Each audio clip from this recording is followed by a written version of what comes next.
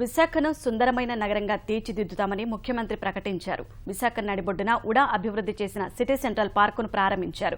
ఈ పార్కులో ఏర్పాటు చేసిన meditation hall, cycling track, musical water fountain అద్భుతంగా ఉన్నాయని ముఖ్యమంత్రి అభినందించారు.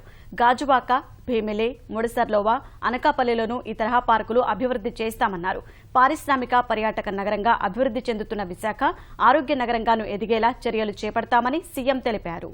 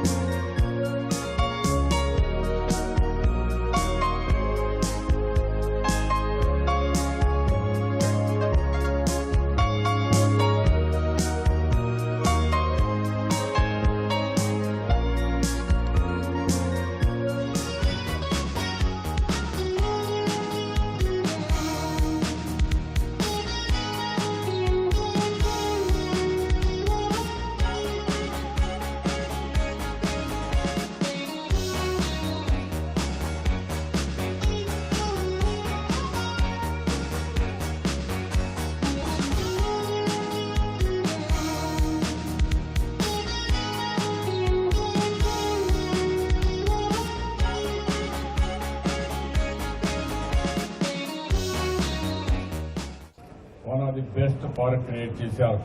35 కోట్ల రూపాయలు ఖర్చు పెట్టారు. ఇంకా అమ్యూజ్మెంట్ పార్క్ రావాలి, దానికి ఇంకొక 10 కోట్లు అవుతుంది.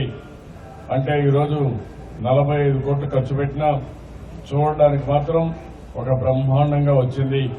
వీడికి వస్తే నాకు కూడా ఇక్కడే ఉండిపోవాలి అనిపించే విధంగా ఈ పార్క్ వచ్చే పరిస్థితి వచ్చింది. ఇలాంటివి ఇంకా కొన్ని డెవలప్ చేయాలి.